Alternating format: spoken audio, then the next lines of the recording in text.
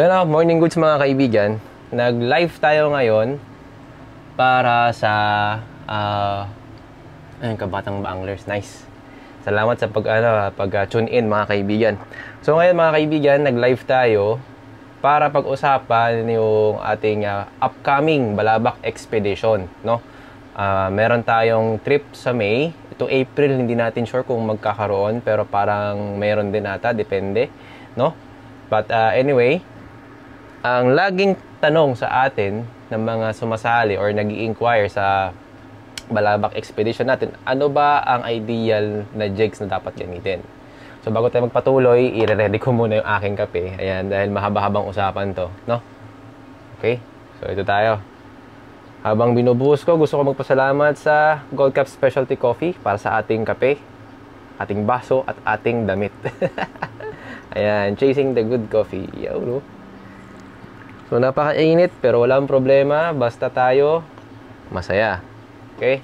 Kape-kape lang. Teka lang hindi pa nabubuhos lahat eh. Yun. Okay, all good. Tuloy na natin. Yeah. Yun, na manual mode na. Okay. Sarap. Solid. Anyway, tuloy tayo. So yun lang nga, ang game kasi natin sa Balabac, we can do almost all types of fishing except for fly. Kasi wala namang fly fishing gear pa akong nakikita. Kung meron man, hindi ko alam kung sino ang magdadala ng fly fishing. But anyway, yung ating style of fishing na ginagawa sa Balabac ay mostly jigging. Tapos, yun kasi ay live aboard, no? Live aboard, sabihin, pagsampa mo ng vessel, doon na yon. Wala nang babaan yon, no? Doon ka na lang. Tapos, this year, we are planning na magkaroon ng popping, no? Magpa-popping tayo. Kasi last time, boat popping lang ginawa natin. Hindi tayo hindi tayo bumaba, hindi tayo inter-island. Talagang live aboard lang, 100%. 100%. May isang pagkakataon bumaba tayo. So kung hindi nyo pa napapanood yon, meron sa ating channel na andun lahat, yung uncut, pati yung highlights ng ating trip, no? Ano pa ba? Boat casting, shore casting. Susubukan natin mag-shore casting this time. But mostly, we are targeting big fish. We are doing big game sa Balabac. Kaya, normally, yung mga sumasama sa atin ay yung mga jiggers. Ano nangyari dito? Wala pa din. Bakit wala pa rin, kaibigan? Anyway, yan, mga jiggers, no? Kape. Kaya naghanda ako ng ilang jigs na ideal para sa trip na yon. So ito, yan. Ito pang isa. At ito pang isa. Yan. Okay. So tatlo. Yung isa hindi pa nabubuksan. So i-explain ko ano yung mga ito, no? Explain ko lang din kung ano yung makikita sa Balabac. Syempre, doon yung crystal clear waters. So, meaning, maganda yung area for swimming. Number 2, maganda yung dagat kasi hindi siya masyadong napapangisdaan ng mga anglers. Why? We all know na ang Balabac ay pugad ng mga crocodiles. So, maraming crocodiles na palangoy-langoy sa kung saang mang lugar sa Balabac. May mga area na naaabot ng mga buhaya. Pero hindi tayo pupunta ron. Isa sa reason kung bakit maganda siyang pagpangisdaan nga sa mga gilid-gilid kasi dahil sa presence ng crocodiles. Hindi siya nalalambatan masyado, no? So, okay siya. Number 2, napakalakas ng agos sa Balabac. Wait lang. So, dahil sa lakas ng agos sa Balabac, hirap ang mga jiggers na i-maneuver yung boat, no? So, kailangan special skill yung doon. Ernel, Musta Master, yun, may nangyarang isang doon sa ating isang live, 1:36 PM. Naku, sorry, ngayon ko lang nabasa. But anyway, yun nga. Anong sabi nito? Saan ako? Agos. Nandito sa agos. So, malakas ang agos. hindi umuubra basta-basta yung dekatig na bangka. So, we have to use bigger boat, bigger engine para i-maneuver yung boat. Ngayon, merong diskarte kaming ginagawa doon para mapatuwid natin yung linya kahit malakas ang agos. Okay? So, kung di nyo pa napapanood yung ating balabak last year, I encourage you na panoorin nyo. Ngayon, may mga makakasama tayo for this May trip na, no? So, kumada na, nakabook na sila. Hinihintay na lang natin yung oras. And most of them are from my team, no? Kaya, ilalabas na natin yung ating mga jigs. So, ito yung lagi kasing tinatanong nung mga yon sa akin. Ano ba ang jig na maganda? Ano ba ang magandang PE ratings ng line? Ano bang equipment ang magandang dalhin? So, iba-iba ang trip ng bawat angler. But, merong mga ideal na gamit para sa specific na lugar. Okay? So, for this episode, for this live, i-explain ko yung humakot last year. Okay?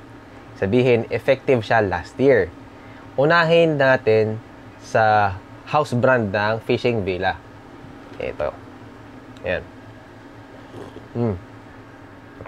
Ito ay Apollo jig, mga kaibigan. 300, available siya sa 300 grams at for 350 grams. Ito ay isang hybrid. Parang alanganing hybrid nga siya. Parang considered pa rin siyang fast jig.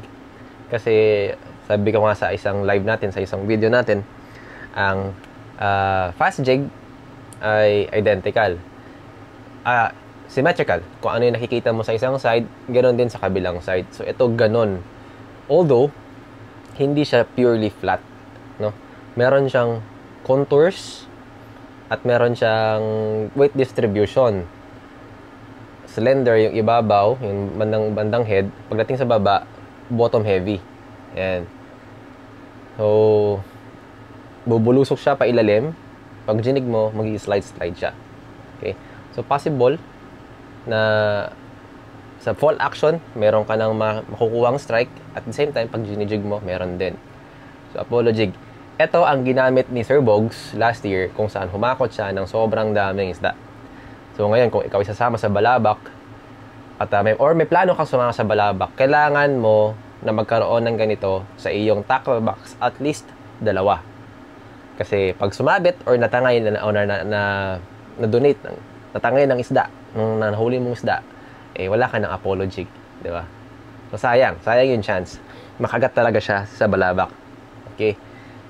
So, next tayo. Tsaka na natin pag-usapan yung ibang bagay tungkol sa jig na to. Next natin yung naka-double hook up ng amberjack at sagise, jobfish. Ang Hayabusa Jack Eye Long. 350 grams. Again, available sa Fishing Villa, Tackle and Outdoor. At ito yung sombrero ko, yung Hayabusa yan. Okay? Etong Hayabusa jig na to, mga kaibigan, proven and tested ko na to. Mapatuna, mapa-jobfish, amberjack. Ito na talaga ang dumadali.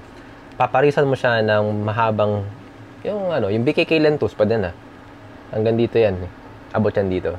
So, medyo may kahabaan siya, pero solid to. Napakaswabe nito, mga kaibigan. May isang araw na ang dinali ng jig na to ay, I think, kulang-kulang 50 kilos. So, dalawa kami gumagamit ng Jack Eye Long sa vessel natin. Ako at si Chris Nukum. Pareho kaming pro staff ng Fishing Villa, no? And I think Hayabusa, din siya, ambassador din siya. Kung di ako nagkakamali. So, pareho kami. So, itong jig na to.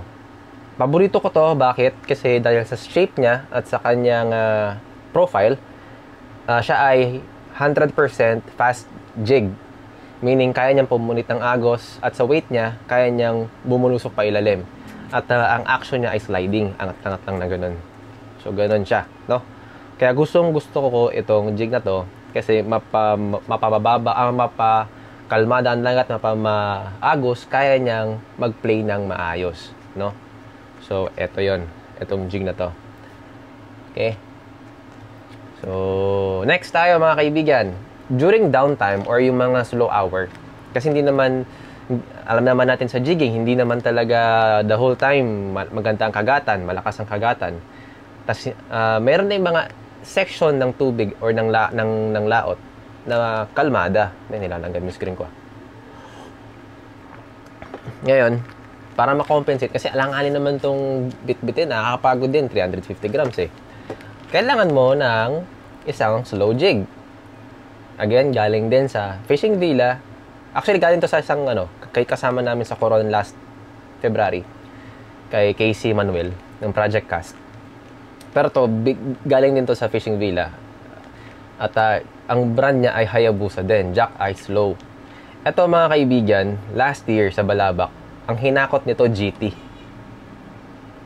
Hindi ko matandaan kung pati Lapu-Lapu dumadali to, pero GT solid, panalo to sa GT. Nakailang GT to bago na donate. So ito ay na lang to, parang restock. Pareho lang ba ng leader line? Ang alin bro? Si Jet Juki. May tanong siya. Anong leader ang tinutukoy natin dyan bro? For jigging ba sa Balabac or meron kang hiwalay na tanong? And anyway, tuloy natin habang naghihintay tayo ng sagot. So ito, ginamit namin sa depth na below 100 meters. Yung iba nga parang 40 lang eh. So nakakahuli kami ng mga GT, mga ito kalalaki oh. And we estimate na nasa yon, mga almost 8-7 kilos isang piraso. So purely slow jig siya. Tapos kahit drifting, nagpe-play siya ng maayos. Hindi ko na alam paano nangyari pero ang galing. So sa likod ng mga jigs na to, makikita rin yung slow, yung action nila kapag ginagamit, no? Ayan. Wobbling fall action. Tapos pag gina-jerk, sliding motion, S-motion siya. So ito yung isa sa mga marerecommend ko na dapat meron kayo. Hindi dahil ako ay ambassador ng Hayabusa, pero kasi proven and tested na namin ito doon sa Balabac. Okay? So, yun. Kaya gusto ko na may introduce itong brand na to sa mga jiggers. Hindi siya ganun kamahalan. Actually, kung bibili ka ng yung mga replica na jigs na tig for 400, 500, magdadagdag ka nila ng 300 or 350, meron ka ng branded Japan-made lure, jig. So, Hayabusa. Ito medyo may presyo, 1,100. Pero sulit naman, no? Ang ating villain jig, nasa 400 ata ito. Itong Apollo. Ayan, solid. Okay. So, yun, ulitin natin. Pakita natin sa camera yung ating mga most recommended jigs for Balabac. So, ito ay personal kong choice. Kasi ito yung mga gamit ko last year. Ito yung mga humuli talaga na ginamit ko. So, itong tatlong to. Ayan. Yan. Hayabusa. Okay. Hayabusa and villain. Ayan, may tanong na dito. Ang sabi, boss question, pag magdudugtong ng asero at anti-kuda sa leader line, ilang pounds yung asero? Either ipantay mo sa leader mo or higher. Yung sa akin, since 80 pounds na yung leader ko, naglagay ako ng 100 pounds na asero. Tapos mga ganito lang. Sandangkal lang. Siya gaano kahaba yung wire na di makikita ng asero. May sandangkal bro. Ito, uy, si JC oh. Pinakamalupit na videographer sa Palawan eh. Naks. Ayun, thank you boss. Yun. So, wag mo masyadong mahaba bro, yung line mo yung asero. Kasi baka, meron kasi mga asero na nagbe-bend-bend. So, okay lang yun. Para lang siyang tali din yung behavior niya sa ilalim. Ang problema nga lang doon yung visibility. So, medyo mayroon kang nakikitang visible part ng ng dugtong. But anyway, ang ginagamit ko ngayon kaya malayo yung tackle box. Pero ang gamit ko ngayon yung na-terminal yung decoy metal leader. Maiksi lang siya, ganito lang. Kaya siguro 2-3 inches lang. Yun nga lang, hindi siya nabe-bend. Pero, kaya pa rin niyang i-play ng maayos yung jig. Even sa popping, ginagamit ko yun. So, yung dinudugtong ko from leader, split ring, and then yung eye ng popper. So, ganun din sa jig. Ginagamit ko siya sa jig din. So, balik tayo. Wala na bang tanong sa mga jigs natin? And, alright. So, again, most recommended jigs for Balabac Expedition, we have number 1, Apollo jig, kasi ito yung humakot last year. Ito, marami ring hinuli last year. Lalo na to. Ayan. So, nagsasabayan sila actually eh. Itong Apollo jig na to at itong Hayabusa Jack Arlong. Ngayon, question, bakit highly recommended ito at mas maraming nahuli compared sa ito? Siguro i-consider natin yung price points, no? Kasi nga 1,100 ang isa, ito nasa parang 300, 400. So, dalawang ganito, isang ganito. Nung na-donate yung ganito ko, wala na akong Jack Arlong. Kaya ang nangyari, ano na lang, nanghinam na lang ako. At ang nangyari, na-donate ko din. So, parang nahiya na akong manghiram ng jig. Kaya sabi ko, sige din, sa susunod, dadamihan ko yung ganito at isa pang ganito. Okay, yun. Ngayon, eto kasi, wala akong ganito last year. Nakita ko lang sa mga gumagamit last year na ang dami rin nilang hinuhuling GT dito. Halos mayat maya. Lalo na yung pagkatanghali, diba? Ang tirik ng araw, ang init-init. Normally tayo nagpapahinga eh. Yung ibang nagpapahinga. Ako nagpapahinga ako pag ganun katirik yung araw eh. So, ang ending, yung iba na sinisipag pa na mag-jig, naguhulog sila. Lo and behold, may nahuhuli. May nakakagat. So, yun yung nagiging problema natin. Ay, hindi naman problema pala. Challenge, no? Kasi nga pag mainit, alam naman natin na yung mga isda ay lumalalim. Kaya, meron tayong pang ready, no? Para pagka downtime, pwede tayong mag-jig pa din sa mababaw or during lunch. So, questions. Pwede ba yan sa palaka? Hindi.